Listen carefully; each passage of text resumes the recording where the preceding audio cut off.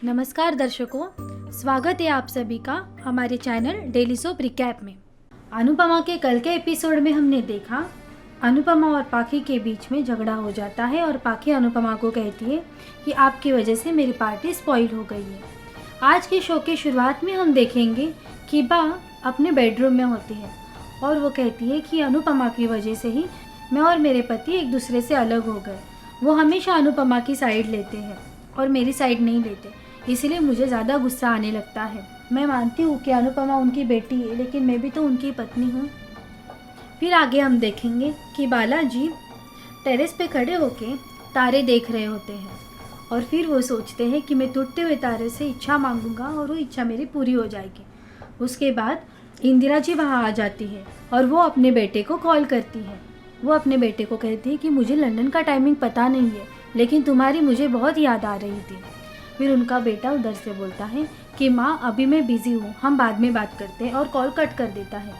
ये सब बातें बाला सुन लेता है और उससे कहता है कि मैंने सुना कि आपने क्या क्या कहा, लेकिन मेरा भी यही हाल है। मैंने खुद शादी नहीं की, मेरे भाई के बेटे को मैंने संभाला, अब वही बेटा मुझे मेरे ही घर से बाहर निकाल दिया, लेकिन अब मुझे वापस से वो ज़मीन का हिस्सा मांग रहा है, लेकिन मैं उसे वो हिस्सा नहीं दूंगा, मैं कहीं पे दान कर दूंगा।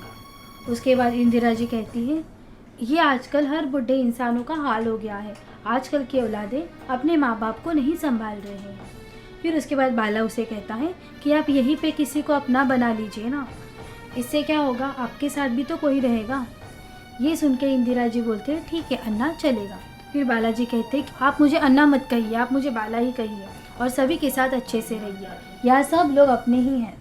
आगे हम देखेंगे अगली सुबह वनराज बिल्डर से बात कर रहा होता है और कहता है जो बचा हुआ अमाउंट है वो मेरे घर में किसी को नहीं पता चलना चाहिए, ये डील सिर्फ हम दोनों के बीच में रहेगी। फिर वो बोलता है कि पाखी और तोशु मेरी जान है, लेकिन वो दोनों बेवकूफ़ हैं, सारे पैसे उड़ा देंगे, मुझे ये पैसे इन्वेस्ट करके सेविंग करनी है। आगे हम देखेंगे अनुपमा अपनी गार्डन में बैठी हुई होती है और अनुज वहीं से जा रहा होता है। अनुपमा को आहट होती है कि कहीं मेरे आसपास अनुज तो नहीं है। फिर अनुपमा के घर में जो कुत्ता होता है वो अनुज के पास चला जाता है, उसके अंग पर अनुज एक धागा रख देता है और फिर वो कुत्ता अंदर चला जाता है। वो धागा देख के अनुपमा हैरान हो जाती है कि ये इसे किसने दिया। उसके बाद पंडित जी अनुज के पास आते हैं और कहते हैं यहाँ के पास वाले मंदिर में एक संसद है और वो बहुत दिनों तक चलेगा, चलो हम वहाँ चलते हैं, तुम भी हमारे साथ आओ। फिर अनुज उनके साथ चला जाता है।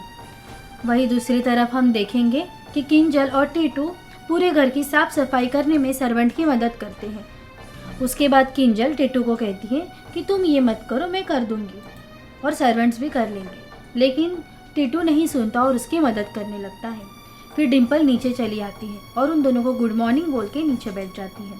फिर टीटू से पूछता है कि डिम्पल टाइम क्या हुआ है, तुम इतनी लेट क्यों उठ गई हो।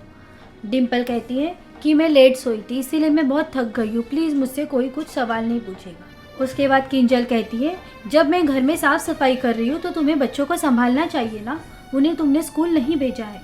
फिर डिम्पल कहती है मैं खुद भी तो थक गई थी, एक दिन स्कूल मिस हो जाएगा तो कुछ नहीं होता। फिर किंजल कहती है स्कूल मिस हो जाने की वजह से उनकी पढ़ाई मिस हो रही है।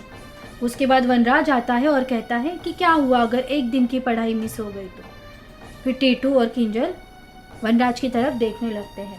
उसके बाद वनराज कहता है कि ये टीटू भी तो बच्चों को संभाल सकता है, इसने कहा था ना मैं इस घर का जमाई नहीं हूँ, इस घर का बेटा ही हूँ, तो बेटे की तरह हर काम भी तो करना चाहिए। फिर हम देखेंगे डिम्पल ज़ोर से चिल्लाती है और कहती है कि मेरे फ़ोटो पे बहुत ज़्यादा लाइक्स आए हैं। उसके बाद टीटू कहता है कि मेरे पास इतने फॉलोअर्स हैं, मैं इतना फेमस हूँ और इतना पैसा है, लेकिन मैं आज तक अपने ग्राउंड लेवल को नहीं भूला, लेकिन ये डिम्पल थोड़े से पैसे आने के बाद कितना बदल गई। आगे हम देखेंगे कि राजपाल जी आश्रम में होते हैं और सभी हिसाब कर रहे होते हैं। वो कहते हैं कि तुम इतना सारा खर्चा क्यों करते हो, तुम तो पहले से बहुत गरीब हो, और सभी लोग उनको सुन रहे होते हैं। उसके बाद सागर वहाँ चला आता है और कहता है हम लोग अपना हिसाब देख लेंगे, आप हर रोज़ आकर क्यों चेक नहीं करते, 15 दिन में ही क्यों आते हो, रोज़ आके आपको चेक करना चाहिए। फिर बाला भी वही कहते हैं, सभी लोग वही कहते हैं। फिर राजपाल कहता है कि जल्दी ही इस आश्रम को ताला लग जाएगा अगर तुमने टैक्स नहीं भरा तो। अनुपमा कहती है कि वो हम लोग भर लेंगे, आप चिंता मत करिए। फिर राजपाल वहाँ से चला जाता है। सभी लोग बहुत टेंशन में होते हैं। फिर अनुपमा कहती है कि इसमें से हम लोग ज़रूर कोई सुझाव निकालेंगे, इसीलिए आप उदास मत रहिए। और सभी को वो तालियां बजाने के लिए कहती है। सभी लोग तालियां बजाने लगते हैं और सब लोग वहाँ से चले जाते हैं। अनुपमा अकेली रहती है और थोड़ी उदास होती है, लेकिन सागर वहाँ से नहीं जाता और अनुपमा के पास आ जाता है। सागर अनुपमा से कहता है, अनुडी हम क्या करेंगे? फिर अनुपमा कहती है, ज़रूर कुछ कर लेंगे, कान्हा जी इसमें से ज़रूर रास्ता निकालेंगे। फिर सागर कहता है कि यहाँ पास वाले मंदिर में संसद है, हम वहाँ से ऑर्डर ले लेते हैं। अनुपमा ये सुन के बहुत खुश हो जाती है और कहती है कि ठीक है, हम लोग वहाँ से ऑर्डर ले लेते हैं। आगे हम देखेंगे कि किंजल बच्चों को घर के अंदर लेके जा रही होती है, लेकिन बच्चे उसकी बात नहीं सुनते।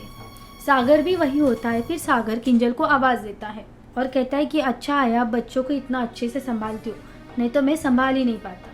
किंजल कहती है कि हाँ, वो सब तो करना ही पड़ता है, तुम भी तो कितने मेहनती हो, रिक्शा चलाते हो, फिर अपने लॉ की पढ़ाई भी कर रहे हो।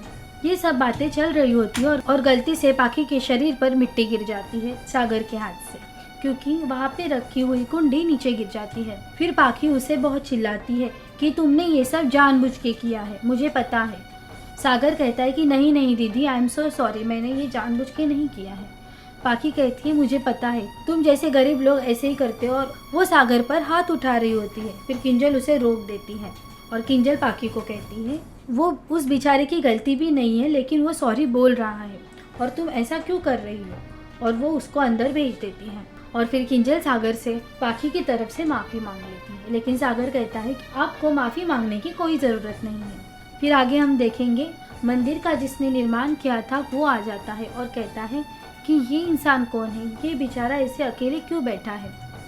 फिर पंडित जी कहते हैं, पता नहीं कौन है, वो हमेशा यहीं पे रहता है, किसी से कुछ बात नहीं करता, लेकिन एकदम शांत रहता है, भगवान करे इसकी सभी इच्छा पूरी हो।